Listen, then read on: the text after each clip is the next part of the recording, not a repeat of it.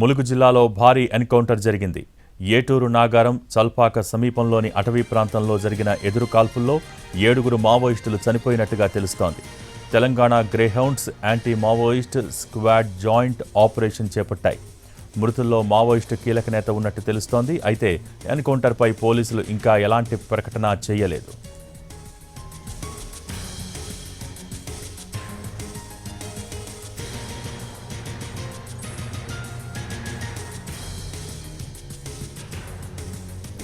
ములుగు జిల్లాలో భారీ ఎన్కౌంటర్ జరిగింది. ఏటూరు నాగారం చల్పాక సమీపంలోని అటవీ ప్రాంతంలో జరిగిన ఎదురుకాల్పుల్లో 7గురు మావోయిస్టులు చనిపోయినట్టుగా తెలుస్తోంది. Telangana Greyhounds anti Maoist squad joint operation చేపట్టాయి. మృతుల్లో మావోయిస్టు కీలక నేత ఉన్నట్టు తెలుస్తోంది.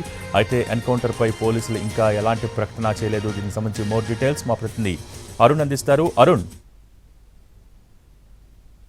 అడవుల్లో భారీ ఎన్కౌంటర్ జరిగింది. ఏటునగరం తాడబాయి చాల్వాక మధ్యలో ఉన్నటువంటి అడవుల్లో పోలీసులకి అలాగే గ్రౌండ్స్ దళాలకు సంబంధించి మావోయిస్టుల మధ్య ఎదురు కాల్పులు జరిగాయి. ఇందులో 7గురు మావోయిస్టులు చనిపోయినట్టుగా సమాచారం అందుతుంది. ఇందులో కీలక నేతలు కూడా మృతి చెందినట్లుగా సమాచారం ఉంది. Action team Narsampet area committee దళ సభ్యుడైనటువంటి యాక్షన్ టీం మెంబర్ అయినటువంటి భద్రు కూడా ఉన్నట్టుగా బయటికి ప్రచారం జరుగుతుంది. కానీ పోలీసులు ఇప్పటి వరకు ఈ ఎన్కౌంటర్ సంబంధించిన దాన్ని ధృవీకరించలేదు. కానీ తెల్లవారుజామున జరిగినటువంటి ఈ ఎన్కౌంటర్ లో డిసెంబర్ 2 నుంచి మావోయిస్టు వారోత్సవాలు పిలుపునిచ్చాయి. దీనిలో భాగంగా వారోత్సవాల సందర్భంగా ఎలాంటి అవాంఛనీయ సంఘటనలు జరగకుండా ఉండేందుకు పోలీసులు కూమింగ్ చేపట్టారు. ఇదే క్రమంలో ఎదురుపడ్డటువంటి మావోయిస్టులకు పోలీసులకు మధ్య ఎదురు కాల్పులు జరిగాయి. చల్వాయి అడవుల్లో జరిగినటువంటి ఎన్కౌంటర్ లో 7గురు మావోయిస్టులు మృతి చెందినట్టుగా ప్రస్తుతానికి అయితే సమాచారం జరుగుతుంది.